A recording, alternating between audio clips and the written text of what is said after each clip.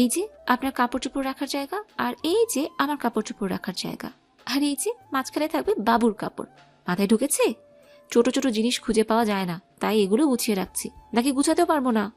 Mahathir ভ্রুকুচকে বলল। তোমার দোষ, আমাকে আগে বললেই বুঝে নিতাম। বিভা বাঁকা চোখে চেয়ে কাজে মন দিল। মাহাথির এসে পেছন থেকে জড়িয়ে ধরল, বলল, বাবুর জন্য ছোট্ট এয়ারড্রপ অর্ডার করি। মোটেও না মাহাথির, মোটেও এসব কিছু করবেন না। ধীরে ধীরে সব হবে, এত তাড়াহুড়ো করে করার তো কোনো প্রয়োজন নেই। তুমি আমাকে ধমক দিচ্ছ? দিচ্ছি। কি করবেন, মারবেন? বিভার একরোখা কণ্ঠে মাহাথির বিভার গাল চেপে ধরল, নিজের মুখ সামনে নিয়ে বলল, মারবো কেন, ভালোবাসবো। দরজা খুলেই চেঁচিয়ে উঠল শ্রুতি। আমি এসে গেছি পার্থিব। আলোচনার মাঝে হঠাৎ এমন কথায় থেমে গেল সবাই। শব্দের উৎস খুঁজতে পিছন ঘুরতেই চোখ পড়ল এক রমণীকে। পার্থিব স্বাভাবিকভাবে তাকিয়ে আছে গোল ফ্রক পরিহিত হিজাব বাঁধা হিজাবের নিচে পেছন থেকে ওড়না নিয়ে আসা শ্রুতির দিকে। শ্রুতির মুখ ইতোমধ্যে শুকিয়ে কাঠ। পার্থিবের ঠোঁটে হাসি ফুটে উঠল। বাকিদের দ্বিধাপূর্ণ দৃষ্টি দেখে পার্থিব উঠে দাঁড়িয়ে হাসি মুখে বলল, মেট মাই ওয়াইফ শ্রুতি শিকদার। শ্রুতি আরও একটু ঘাবড়ে গেল। সে জানতো না পার্থিব কাজ করছে।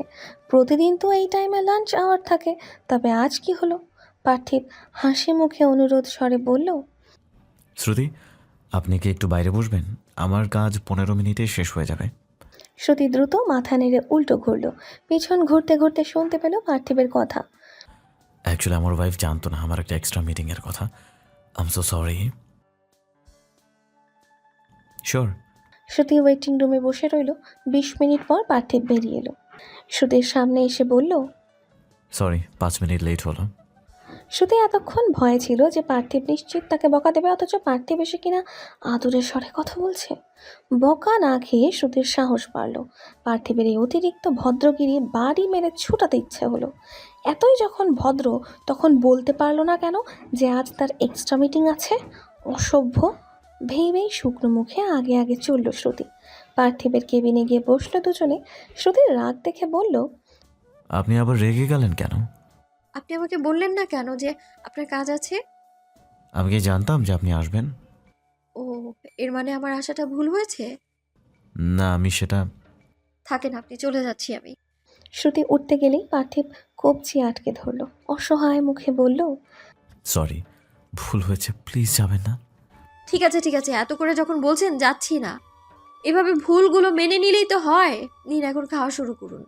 পার্থিব হেসে ফেলল। শ্রুতি খাবার সামনে রেখে আগ্রহী কণ্ঠে বলল, মোরগ পোলাও আমি রেঁধেছি।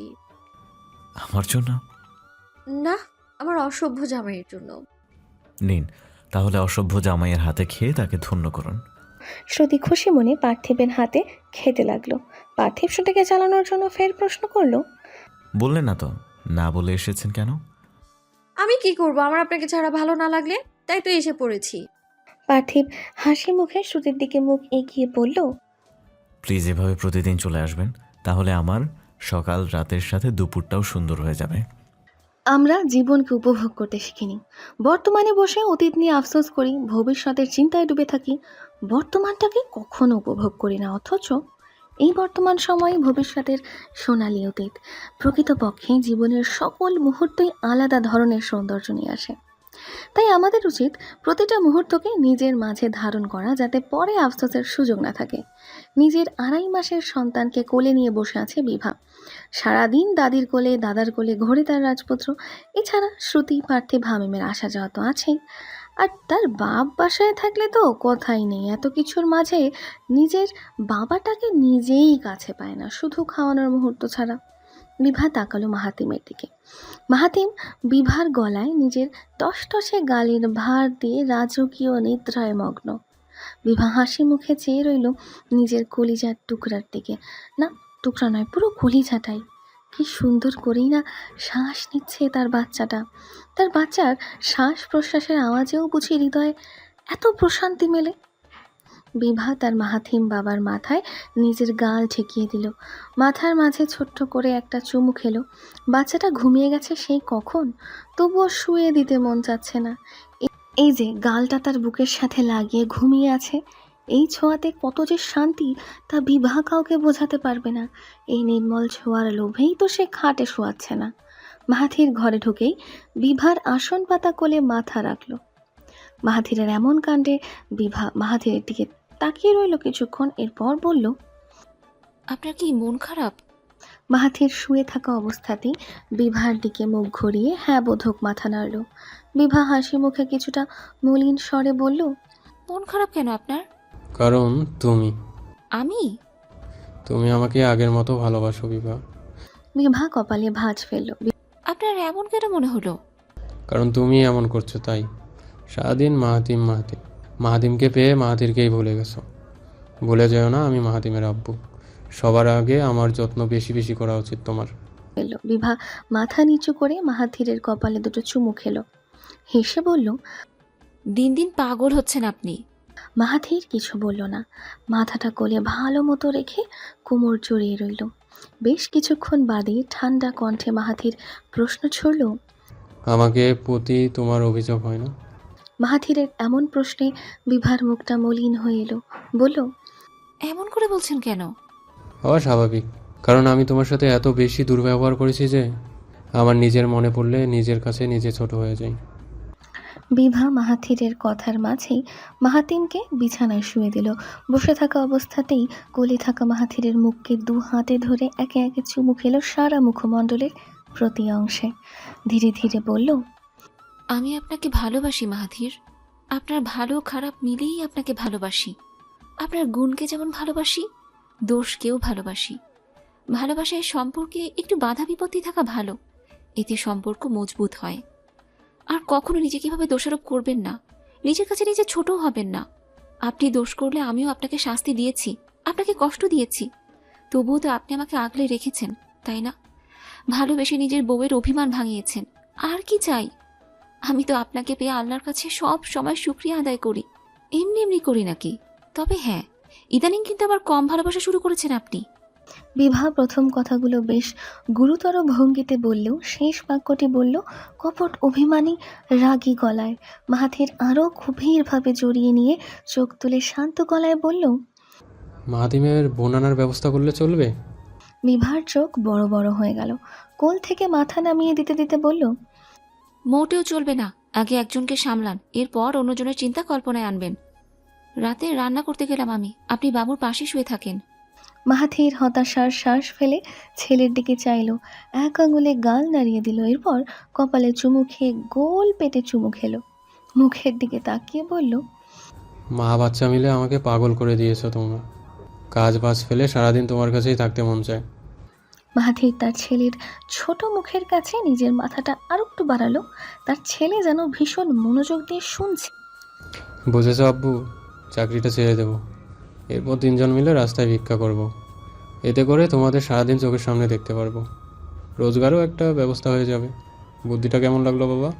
মাহাথির জানে তার ছেলে ঘুমিয়ে, তবুও এমনভাবে প্রশ্ন করলো যেন এখনই মাহাতিম প্রফুল্ল কণ্ঠে বলে উঠবে যে বুদ্ধিটা তার চমৎকার লেগেছে।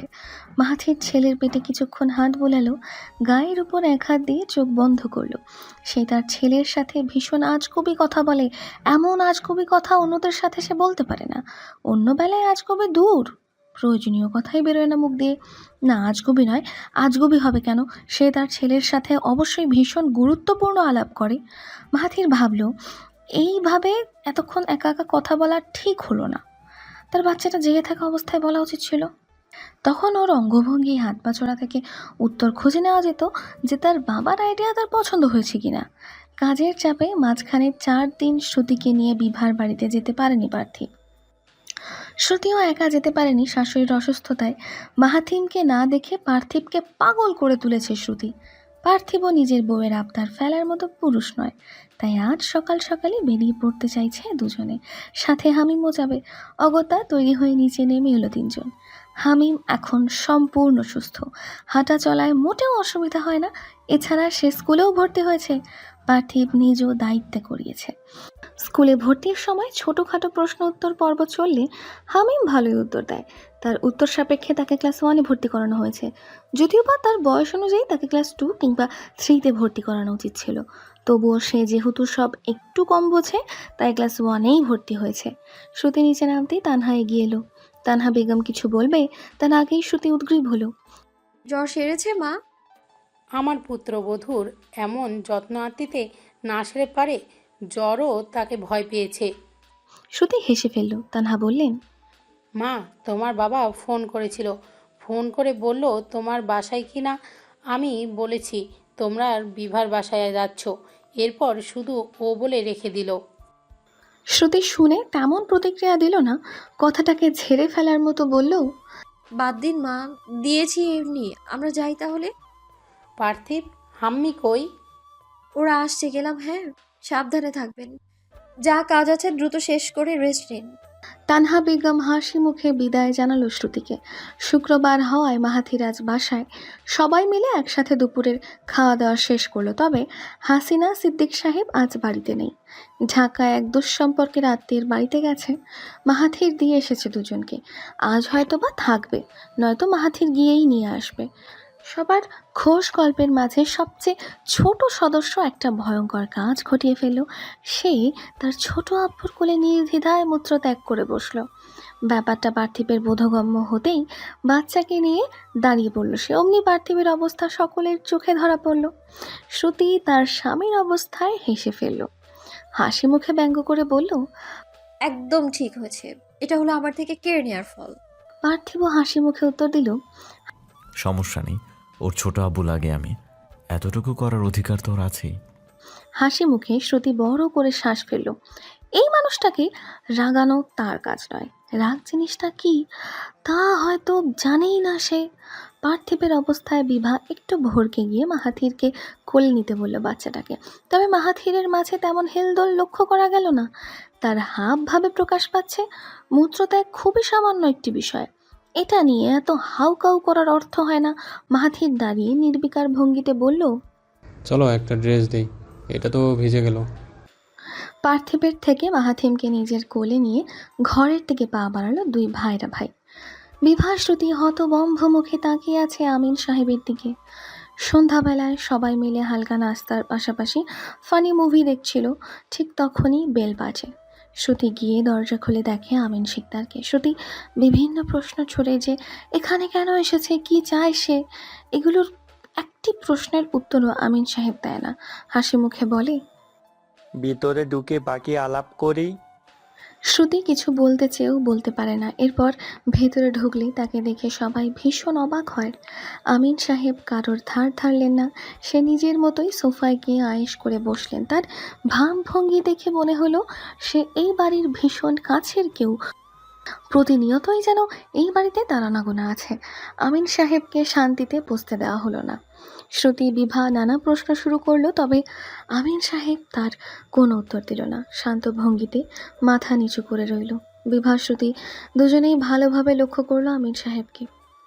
তিনি আগের তুলনায় বেশ রোগা হয়েছে। তার মুখে মলিনতা। আগে চালচলনে যেমন তার ব্যক্তিত্ব পরিস্ফুটিত হতো, আজ তেমন কোনো ব্যাপার নেই। কেমন যেন খাপ ছাড়া অগোছালো ভাব ভেসে উঠেছে। বেশ কিছুক্ষণ বাদে মাথা তুলল আমিন সাহেব, বলল, আমাকে এত প্রশ্ন করছিস কেন তোরা? এই বাড়িতে আসতে পারি না আমি? প্রশ্নটা ভীষণ অস্বস্তি নিয়ে বলল আমিন শিকদার। যথাসাধ্য চেষ্টা করলো অস্বস্তি প্রকাশ না করে আন্তরিকতা প্রকাশ করতে, তবে সক্ষম হলো কিনা কে জানে। আসলে দূরত্ব এত বেড়ে গেছে যে স্বাভাবিক কথা বলতেও লজ্জাটা এসে জেগে ধরছে। আমিন শিকদারের এমন কথা শুনে কেউ তেমন প্রতিক্রিয়া দিল না। বিভা শ্রুতি তাদের বাবার পরবর্তী কাজের অপেক্ষায়। পার্থিব মাহাথির আমিন শিকদারকে নিয়ে কিছু ভাবলই না। এখানে তাদের কিছু বলা মানায় না, তাই দুজনে নীরব থাকাকেই বাঞ্ছনীয় মনে করলো। এছাড়া আমিন সাহেবকে দেখে হামিমেরও তেমন কোনো বিশেষ প্রতিক্রিয়া দেখা গেল না। নীরবতায় পার করলো বেশ কিছু মুহূর্ত। এরপর সবাইকে অবাকের সর্বোচ্চ চূড়ায় বসিয়ে আমিন সাহেব বলতে লাগলো ভীষণ আবেগঘন কথা। তার কথা শুরু হলো তার নিজের জীবন থেকে, শেষ হলো তার নিজের সকল অন্যায়ের স্বীকারোক্তি দিয়ে। তার কথার সারমর্ম এই যে সে তাহিরা, বিভা, শ্রুতি, হামিম, তার নিজের মা, সকলের সাথেই ভীষণ অন্যায় করেছেন। হাসিনার ঘরের ছেলেদের নিজের ছেলেদের মতো ভেবে আরও বেশি ভুল করেছে, ঘোর অন্যায় করেছে। আমিন সাহেবের কথার মাধ্যমে প্রকাশ পেল তার অভ্যন্তরীণ যন্ত্রণা এবং অপরাধবোধ। অস্বস্তিকে দূরে ঠেলে নিজের মনের সকল কথা প্রকাশ করে নিজেকে হালকা করল তিনি। বিভা শ্রুতি নির্লিপ্ত মুখে চেয়ে রইল তার দিকে। আমিন সাহেব জানেন কেউ তাকে মূল্য দেবে না, তাই সেই আশা না করেই তিনি নিজের মনের সকল কথা উগড়ে দিতে চাইল। এতে অন্তত নিজেকে হালকা করে বাসায় ফেরা যাবে, নয়তো এত এত দোষ, অপরাধ, অন্যায়ের স্মৃতির যন্ত্রণায় হয়তো তাকে আর খুঁজে পাওয়া যাবে না। আমিন সাহেব ভাবল পরে যা হবে দেখা যাবে, এই মুহূর্তে তার মন হালকা করা জরুরি। ধীরভাবে বলল, আমি বুঝতে পারছি যে এই সময়ে এসে এসব কথা তোমাদের কাছে নিশ্চয়ই হাস্যকর লাগছে, লাগাও স্বাভাবিক। তবে আজ আমি নিজের কাছেই হেরে যাওয়া এক ব্যর্থ মানুষ। আমি এখন প্রতিনিয়ত নিজের অপরাধ বোধে ভুগি, নিজের অন্যায়গুলো প্রতি মুহূর্তে ভেসে ওঠে চোখের সামনে, কিন্তু কিছু করতে পারি না। আসলে কাজই করেছি এমন, তার শাস্তি দিচ্ছে আল্লাহ। নিজের প্রতি নিজেই তাচ্ছিল্য করে উঠল আমিন সাহেব। দীর্ঘশ্বাস ছেড়ে বলতে লাগলো, জীবনের এই পর্যায়ে এসে খুব আফসোস হচ্ছে। মনে হচ্ছে এতদিন মরীচিকার পিছনে ছুটে নিজের সুখে মোড়ানো জীবনকে আমি পায়ে পিষিয়েছি, আমার বড়া সংসারকে বড়াডুবি করেছি। এইসব ভাবলেই বুকে ভীষণ যন্ত্রণা হয়, নিজের গায়ে থুতু ছিটাতে ইচ্ছে করে, গুমড়ে গুমড়ে মরি। তবে সেসব কাউকে বলতে পারি না, তাই লাজ লজ্জার কথা বলেই এসেছি তোমাদের কাছে ক্ষমা চাইতে। বিভা মা, শ্রুতি মা, আমাকে ক্ষমা করো তোমরা। জীবনে যা করেছি তা হয়তো ক্ষমার যোগ্য নয়, তবুও। আর কিছু বলার আছে আপনার? আমিন সাহেব মনের দুর্বলতা আর প্রকাশ করল না, বলল, বিভা তুই? আর কিছু বলার আছে? আমিন সাহেব মাথা নিচু করে বলল, নেই। ঠিক আছে, টেবিলে খাবার দিচ্ছি আমি, খাবার খেয়ে চলে যান তাহলে। আমিন সাহেব চোখ তুলে তাকালো। অপমানজনক একটা কথা কত সুন্দর করেই না বলে দিল তার বড় মেয়ে। অবশ্য সেও তো বলতো, বিভাকে বলতো, শ্রুতিকে বলতো, তাহিরাকে বলতো। তাহিরাকে শাহিনার সাথে তুলনা করে পৈশাসিক আনন্দ পেত। আমিন সাহেব তো সম্মান পাওয়ার মতো কোনো কাজ করেনি, কারোর সাথেই করেনি, তাহলে আজ এসব ভাবছে কেন? তার মাথাটা নিচু হয়ে গেল আপনা আপনি। শ্রুতি মাথা নিচু করে আছে। আজ আমিন শিকদারকে দেখে তার রাগ লাগছে না, অসহ্যও লাগছে না, বরং অন্যরকম একটা খুশি লাগছে। আমিন শিকদারের এই অনুশোচনায় তৃপ্তি পাচ্ছে সে। তার নিজের মৃত মায়ের কথা ভেবে তৃপ্তিতে বুক ভরে উঠেছে। মনে হচ্ছে এই তো তার মায়ের বিচার হলো, প্রকৃতি বিচার করলো। আমিন শিকদারের নিঃস্ব হয়ে যাওয়ার চেয়ে বড় বিচার আর কি হতে পারে? তাও যেন মনটা শান্ত হচ্ছে না। আমিন শিকদারের চোখের ভাষা পানি মানতে কষ্ট হচ্ছে। মনে হচ্ছে তার বাবা এমন না হলেও তো পারতো, এত এত অন্যায় না করলেও তো পারতো। তাহলে নিশ্চয়ই আজ তার ছেলে মেয়েদের সামনে মাথা নিচু করে থাকতে হতো না। বিভা ভীষণ নির্লিপ্ত ভঙ্গিতে রান্নাঘর থেকে একটা বোল এনে টেবিলে রাখলো। আমিন সাহেব উঠে দাঁড়ালো, ভীষণ অসহায় হয়ে বলল, আমি কিছু খাবো না, আমি চলে যাচ্ছি। এমন কথায় শ্রুতির বুকটা ধক করে উঠল।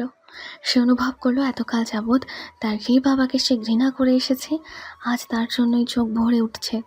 বিভা তখনও নিশ্চুপ, নির্বিকার, তার কোনো হেলদোল নেই। আমিন সাহেব মাহাতিমকে দেখে বলল, আমি একটু কোলে নেই আমার নানা ভাইকে। বিভা হাসলো সামান্য, বলল, ও আপনার কোনো নানা ভাই নয় আমিন শিকদার, ও আপনার জন্য জাস্ট সাধারণ একটা বাচ্চা, আর ওর সাথে আপনার কোনো লেনদেন নেই, তাই করে না নিলে খুশি হব। এমন কথার উত্তর কি দিতে হয় তা আমিন শিকদারের জানা নেই। তার বড় মেয়ের এমন কাঠিন্যে নিজেকে অনেক তুচ্ছ কেউ মনে হচ্ছে, এতই তুচ্ছ যে তার নিজের নাতিকে কোলে নেওয়ার অধিকারও তার নেই। নিজের প্রতি নিজের ভীষণ হাসি পাচ্ছে আজ। আমিন সাহেব ভাবলেন চলে যাবেন, তাই কৃত্রিম হাসি মুখে নিম্ন স্বরে বলল, ঠিক আছে, তোমাদের আর বিরক্ত করছি না, চলে যাচ্ছি আমি। আমিন সাহেবের চোখে পড়ল হামিমকে। চলে যেতে নিয়েও গেলেন না। গত 2-1 মাসে অনেক কিছুই শুনেছিল সে, বিভার সন্তান হওয়া, হামিমের অপারেশন হওয়া, তবুও চক্ষু লজ্জায় আসতে পারেনি। আমিন সাহেব ভীষণ খুঁটিয়ে খুঁটিয়ে পর্যবেক্ষণ করলো তার নিজের ছেলেকে। এই তো তার ছেলে হামিম, সেই হামিম যার জন্মের পর সে কোলে নিলেও আদর করলেও তেমনভাবে কখনো কাছে টানেনি। তাহিরার মৃত্যু, শাহিনাকে বিয়ে, সব কিছুর ঝামেলায় তার ছেলেকে ভুলেই গেছিল সে। আর যখন 1 বছর বাদে সে নিশ্চিত হলো তার ছেলে শারীরিক প্রতিবন্ধী, পায়ের সমস্যা, হাঁটতে পারবে না, তখন যেন আরও ভালোভাবে মন উঠে গেল ছেলের উপর থেকে। তার উপর তখন সে সদ্য দ্বিতীয় বিবাহ করেছে। স্নেহপূর্ণ কণ্ঠে হাত বাড়িয়ে আমিন ডাকলো। হামিম, এদিকে আসো। হামিম গোল গোল চোখে চেয়ে রইল। আমিন সাহেব আবারও ডাকলো। হামিম, এদিকে আসো, মাথায় একটু হাত বুলিয়ে দেই। গল্পের পরের পর্বগুলো দেখার জন্য চ্যানেলটি সাবস্ক্রাইব করে সঙ্গেই থাকুন। ধন্যবাদ।